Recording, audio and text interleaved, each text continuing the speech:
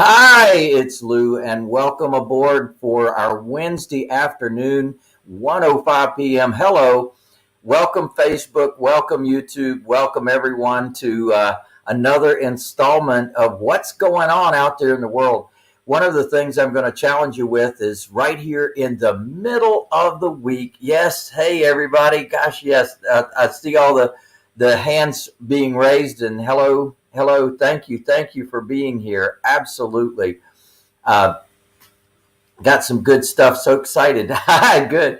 All right, well, I tell you what, this is an interesting week, an interesting let's say spring, an interesting year.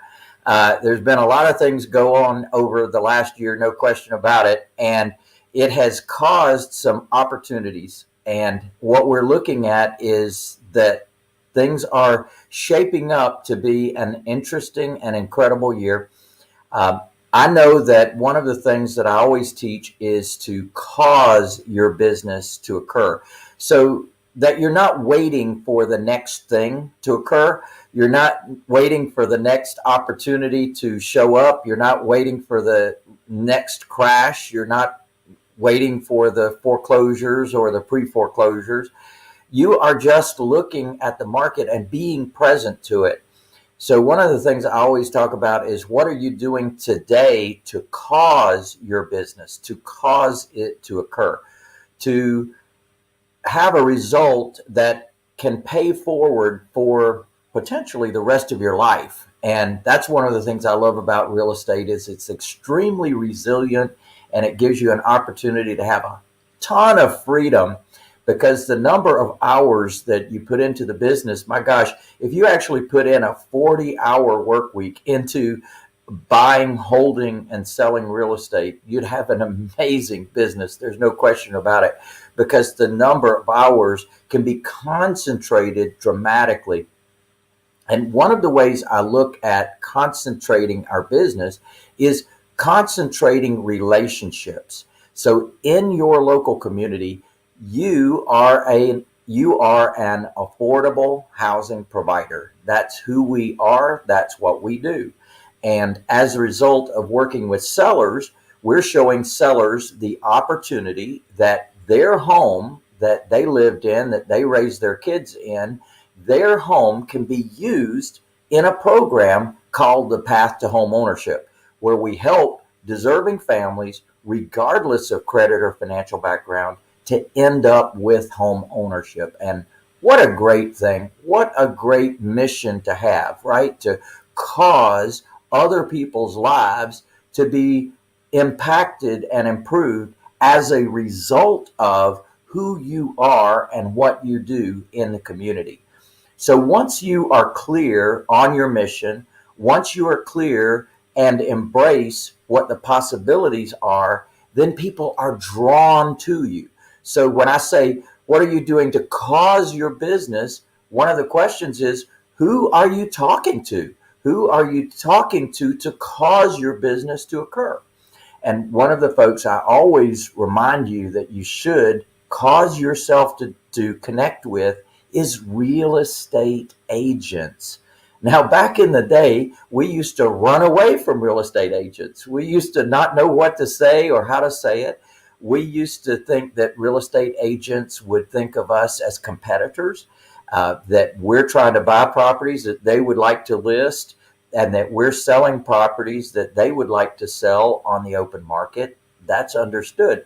But once they truly understand who you are and what you're doing, the result is a perfect partnership, a perfect relationship. Now, a perfect partnership is when one party brings something to the table that the other party doesn't have. And what you bring to the table is the opportunity to change people's lives, the opportunity to lift a burden off of the agent and off of the agent's client. Now, there's two types of clients that the agent represents, potentially. They represent a seller, and a seller who may have challenges, may have issues, and may cause that property not to sell quickly And of course, one of the favorite things for a real estate agent is for that property to sell fast, right? They want that baby to move. And they also know that if they don't list it at the right price, in the right condition, in the right market, with the right funding, then that property is going to sit there for a while. Well, any of those elements can be missing in a transaction. And that's where you come in. And that's where the agent's understanding of who you are and what you do comes in. So we always want to remind you to connect with these real estate agents in the market. Now, the other thing that you bring to the table is a solution for their buyers, people that cannot qualify for a loan. Agents are approached all the time by people that simply don't have good enough credit or good enough down payment in order to be able to purchase a property right now. And the banks have restrictions on the types of loans they can make, and on the certain credit scores that are necessary, the certain take back guidelines that the bank has to follow. If they don't do the proper underwriting, then they literally have to buy the loan back. So there's many issues that banks are faced with in making these loans. Well, we aren't faced with the same issues. And so as a result of that, we can take on more risk. And that means that the agent is finding people that can't qualify for loans. So when they are finding people that have less than perfect credit and less than the full amount of down payment necessary, then the opportunity is perfect. So get connected to your community, get connected to real estate agents, get connected to mortgage brokers, cause your business to occur. Show them who you are, what you do, and how you can help. Show them how you can eliminate the issues that they have, that they are faced with from sellers and from buyers. Now, once you connect with them and show them exactly what solutions you can bring to the table, amazing relationships can result. And I'm working with many right now. In fact, it's like a spigot. If you turn that spigot on, get ready, because they do have sellers, they do have buyers. And if you're not getting those results, it's only because you haven't connected with those agents recently. So cause yourself to go out there and get reconnected with those agents. Now, we always do this Wednesday afternoon, 1:05 p.m. as an opportunity for you to ask questions as well. And one thing I wanted to let you know about is this Saturday coming up, I am going to be doing a very special workshop.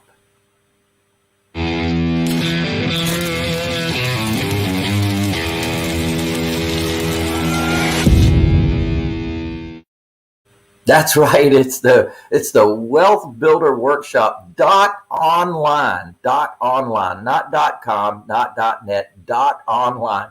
And I'm going to be teaching you for a whole day. That's right, 10 o'clock a.m. Eastern Time to 6 o'clock p.m., even a happy hour after that.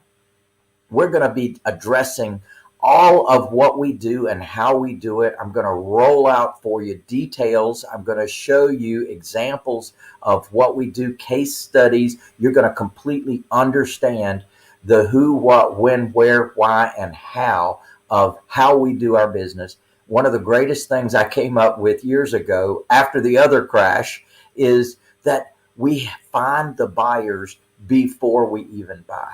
And finding these buyers is a powerful thing because they have significant down payments and they have significant amounts that they can pay on a monthly basis. And we can literally go custom buy a property for them at the right price. And I'm going to show you how to do that. Now, that's going to be this Saturday, 10 o'clock a.m. Eastern Time. Now, to register for that, it's wealthbuilderworkshop.online. And to really, truly incentivize and bonus you up, I'm going to let you come to the whole day training, not part of the day, not a teaser part, the whole day, nonstop for $1, just $1. So it's wealthbuilderworkshop.online. You get a whole day of a whole full training. And I'm going to teach you about some interesting things about finding the buyer before you buy, the tools, the training, the technology of how to do that. And then I'm going to show you about the comparison between wholesaling and the long-term hold strategy.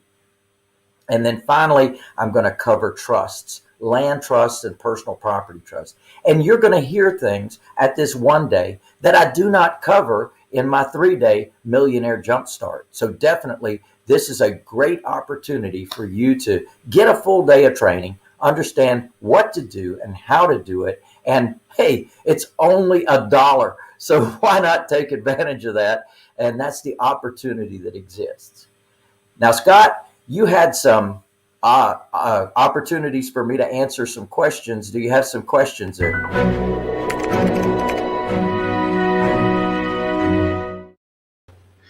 Yes, Lou, we've got a couple questions. The first one's from Erica. What is a good way to open the door with real estate agents so they don't feel threatened? Why would real estate agents feel threatened? Why? Well, they throw. First of all, if they don't really understand who you are and what you do, that's the reason they would be threatened. Because, as I said, one of the things that they're looking at is: are you a competitor of theirs? Are you there to take their A credit buyers and go channel them into another direction? Or are you there to take their willing and able sellers and channel them into a different direction, selling to you? Remember this. You want to approach a real estate agent with that in mind, and you want to say, I only want your leftovers. I am not looking to take your candy. I am not looking to take your A credit buyers. I am not looking to take your sellers that are ready, willing, and able to sell. I want all the leftovers. Anything that can't qualify for a loan now, a buyer that can't qualify for a loan right now. They don't have good enough credit. They don't have good enough down payment. Whatever the case may be, bring those my way. And by the way, you're going to get paid a commission, up to a full commission on the deal. And don't forget to bring me your sellers. Now, these are sellers that can't sell the traditional way. Maybe they've got a title issue. Maybe they've got a timing issue. Maybe they've got a condition issue. Maybe they're hoarders. Maybe there's some kind of issues that the normal marketplace just would turn their nose up at, but we would absolutely love to be able to help you with. So give us an opportunity, give us a shot. You can stay involved in the transaction all the way through. You can see what we do, and you can earn up to a full commission on there. Great question, Erica. Carlton has a question about trusts. And the question is, do you think using an RMLO would be a good, sorry, wrong person. Can we name our LLC as a trustee of our trust? Well, Carlton, that's a good question. It depends is the answer. Certain states require that if an entity is going to act as a trustee, they have to register with banking and finance, because they're actually seen in the role of a typical bank that might come in and take over trust responsibilities on an estate. So they have to be registered in some states. In other states, an entity can be a trustee. However, I want you to think that one through. It's not my favorite thing. I think it's much better if an individual is acting as a trustee rather than an entity. Now, I am going to be covering that in a lot more detail on Saturday. Great. And then this is the one I got a little bit ahead of myself on. Matt Smith says, do you think using an RMLO would be a good source of buyers? So first of all, what's an RMLO? Right. A registered mortgage loan originator. An RMLO is a good and helpful person to have on your team. And yes, indeed, they have people that they turn down all the time that can't qualify the traditional way. They either don't have good enough credit or they don't have good enough down payment. One just happened to me in the last week where we had someone purchasing a property, and guess what? They, at the last minute, which is typically how this happens, the lender comes in and says, we're going to put some new underwriting criteria on this loan.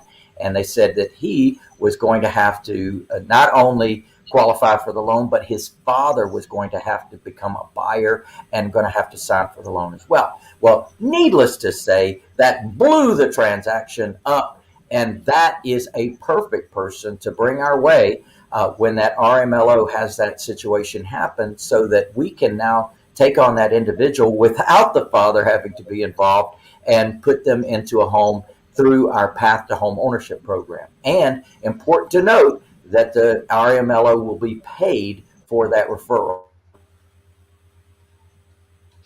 Uh-oh. And we have a follow-up. How do you qualify the buyers? How do you qualify the buyers? Well, one of the things we're definitely looking at is their income. And not only income today, but what's their historical income? And is that verifiable? Is that provable income? So we're looking at a minimum of 3 times what our monthly housing payment would be. So they have to, we want them to have a good amount of money left over after they pay us. So they're not going to be struggling with paying us, for example. So we like 3 to 4 times the amount of their income as our criteria for qualifying them.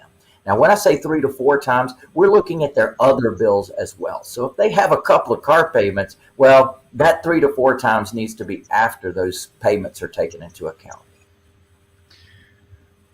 Cool. And Carlton has a follow-up question. Is it beneficial to have an entity or LLC in this business? And I think, Carlton, you need to come on Saturday and get all the details. But over to you, Lou. Carlton, well, first of all, Scott, you're exactly right. That is something we're going to be talking about Saturday, something that isn't brought up by attorneys, isn't brought up by just about anybody out there in the world that espouses that you should get an LLC, corporation, limited partnership.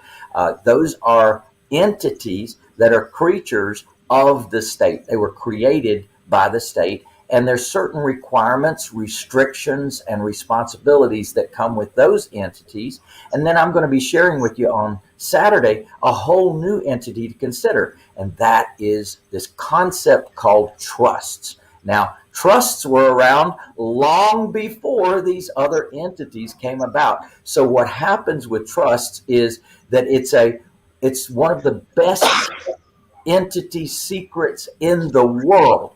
This is a remarkable entity that almost nobody knows anything about. So I'm going to share with you the bits and pieces and hunks and chunks all about trusts on the Saturday, and I strongly encourage you to get there so you can do the comparison between LLCs, corporations, limited partnerships, and my favorite called trusts. Cool. Now, Siobhan has a great question. Will the wealth building seminar be recorded and sent to people who cannot make it? Well, Siobhan, that can be arranged. Go ahead and get registered for it if you cannot make it, or maybe you can make it for part of the day, and then we'll have the rest of it for you. So definitely go ahead and get yourself registered, and then we'll do a follow-up with you after the event. Okay, we've got a whole pile of questions coming in here. Yay. Una has a great one. Your thoughts on how to find awesome deals in a seller's market? Of course, everyone knows prices are going crazy and over lists are getting paid out, and 2 hours to sell a home. That's wild. And I would add to this question, Lou, do you think this insanity, this feeding frenzy, is going to continue for the next 3 or 4 or 5 months, or is it going to be longer term or shorter term? Well, that's a whole different question. But Una, oh my gosh, I haven't seen you in years. Long time friend from years ago. Fantastic to hear from you, no doubt about it. So I have some words of wisdom for you, and I gave them to you earlier in this broadcast, and that is get connected with real estate agents and mortgage brokers, because they are the funnel. They have the very people that they cannot serve, the very sellers, the very buyers that they cannot serve. Guess what? You can get those. And this is a favorite. Now, I'm not telling you something like theoretical out there in the world. I'm telling you what I do. And I'm telling you that this is a way that you become the only bidder at the auction. because literally they're bringing you someone on a silver platter that may not even be on the MLS. And I even joke with, not really joking, with the agents. And I said, how would you like to have both sides of the commission? You can bring me you can list a property and get the listing commission, and then you can sell it to me and get the selling commission, and you don't even put it on the MLS. So what I tell agents is, look, as soon as you list a property, give me a shot at it. Give it a rest for 24 hours before you put it on the MLS. Let me come out and make an offer to your seller. If that works for them, we're done. You don't even have to put it on the MLS. Great. And here's Gene has an interesting question. Do you send out mailings to sellers? Yes, Gene, that is one of the ways that we generate our leads. Now, one of the things that you want to do when you're operating this like a business is you want to have multiple streams of leads, not leads from one source, multiple sources. So in the world, there's actually multiple lists of potential sellers. So for example, people that someone in the family died. Well, that would come from people that died with property in their name. All right, so that is a list. Another list is evictions at the courthouse. Another list is people that are that have high equity in the property. Another list is out of area or out of state owners. So there's about 13 different lists that we tap into, Gene. And so answering your question, we actually have at our streetsmartwiz.com, we have for you a Mail Wiz, and that is our postcard mailing service. And if you don't find that there, just call us at 1-800-578-8580. And they actually help you to obtain the list. They look at your marketplace. They see what is being sold in that area, meaning lists that are being sold in that area, mailings that are being done in that area. And then they help to guide you to not be mailing the same people that everybody else is mailing. So that's our streetsmartwiz.com/mail home whiz to find out more about that program. Great. And we got a question that I skipped over a little while, and I meant to bring it up sooner, from Jeff. Hey, Jeff, and the question is, can you address how the path to home ownership approach blends with the pretty house term business of the higher end properties? And here in Seattle, the median price is expensive. So what is your opinion on the expensive markets? Well, Jeff, that's the cool thing about the House Monster and about the Street Smart approach. It doesn't matter what the price point of the homes are. There are buyers in all price points of the strategy. So in other words, there are people that can afford $700,000, $1 million homes. However, they can't qualify the traditional way. Now, that doesn't mean they don't have down payment. They have significant down payments. That doesn't mean they can't afford the monthly. They can afford the monthly. So it's simply redirecting your efforts towards those kind of folks. Now, what am I talking about? I'm talking about business owners. Business owners make money. Business owners have money. They have down payments in many cases. So those are the kind of folks that can't qualify the traditional way that we absolutely are attracted to. And Jeff, I've got good news for you. I've got people doing it right there in the Seattle area. So I know for a fact it can work. And all over California, New York, and high-end markets. So, we just recently sold a house, $425,000. The guy put $42,500 down, and he's been making us payments ever since then. We've got another house that we sold for $599,000. I've got one of my clients that sold a house for over $1 million recently using this program. So definitely there are plenty of opportunities out there if you kind of shift your thinking and your approach to the market and get out your House Monster. Now, on Saturday, I am going to be covering the House Monster. I am going to be covering the approach to the marketplace and how we are finding our buyers before we even buy. Great. And we've got a few questions from Matt. And I think Here's the first one. We've got 3 from Matt. We're going to do them one after the other. What happens if you wrap a sub 2 to an end buyer and the original seller files bankruptcy? It Matt, almost seems like a trick question.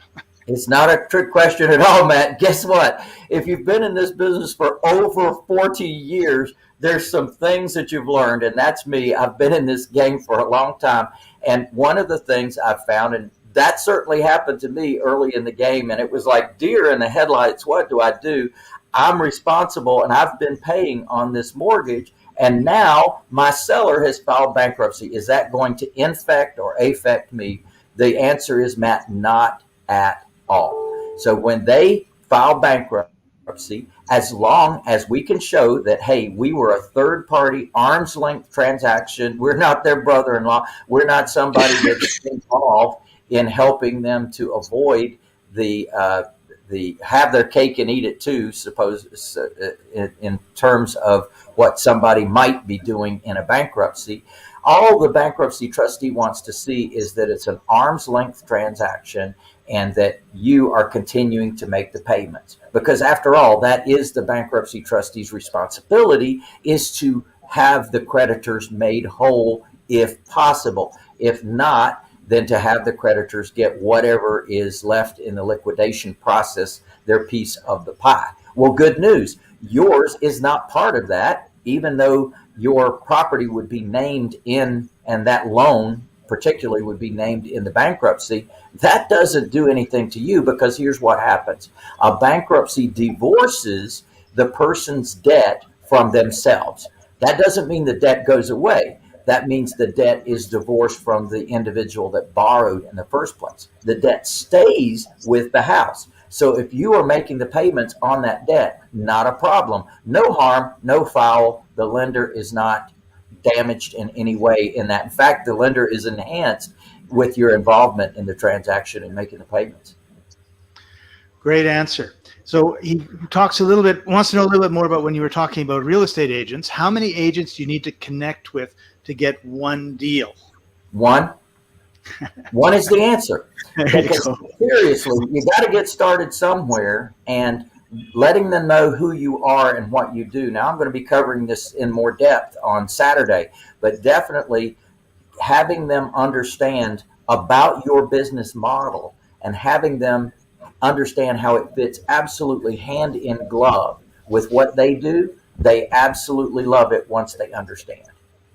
Great. And here's the last question for today from Matt. I'd assume door knocking pre-foreclosures would do well. Absolutely, Matt. All right, here's the thing. One of the things I teach is creating a target market. And I don't mean the entire metro area. I mean within 5 miles of where you live. I want you to create a target right there close to home that you can work regularly. And what that means is, yes, indeed, now you're not splattered all over the place. You're focused in a certain area. Literally, you can take a map. You can go door knocking from place to place. First of all, I'm going to have you driving for dollars before I have you knock for dollars. But definitely finding opportunities within that target market is one of the key things that I teach. And I am going to be covering that on Saturday as well, teaching you about the target market and how to identify that target market. Awesome. So we're getting close to the end of our time today, Lou. Great answers to those questions. If we don't get to all of your questions, we're going to be live this Saturday, May 1st. And you can go to wealthbuilderworkshop.online. It's only $1. You get Lou all day. And also come back next Wednesday at 1 o'clock Eastern. I just had to check the time zone. And we'll be back here again to answer your questions and talk some more about some of the amazing people that have been working with Lou, helping others to get their own homes. So Lou, any final remarks? Absolutely, Scott, and thank you for being here. Thank you for making this possible for everyone to cause themselves to learn more about real estate, cause your business, as I was saying to begin with, cause your education as well. Knowledge is power and money. I discovered that when I was a kid, and I also discovered when I was raised by my single mom with no money at all and raised in apartments, no house, no background, no money, no education per se. It was the opportunity to take advantage of what is available to you. And real estate is the most resilient and amazing opportunity that I know of. Now, here's the thing, on Saturday, you'll be doing yourself a favor. I would suggest put all other business aside. Know that you're going to be sequestered with me all day Saturday, doing it Saturday so that you could have a group of time together to really focus on what I'm sharing, because it will be life changing. It will wake you up. It will show you what's available to you right in your own backyard. So I strongly encourage you to take advantage of that. We will be giving you an opportunity to ask questions. We are going to have a lunch and learn. So while you're eating your lunch, you're asking me questions. You're going to be present with all the other folks that are coming. We have a big group coming on Saturday. We're looking forward to it. You're going to be able to connect with them as well because it's going to be online. It's going to be a Zoom experience. Love for you to attend with your camera on, ready to learn. Raise your hand. Let me know. Take notes. We're going to have a great time together. All right. And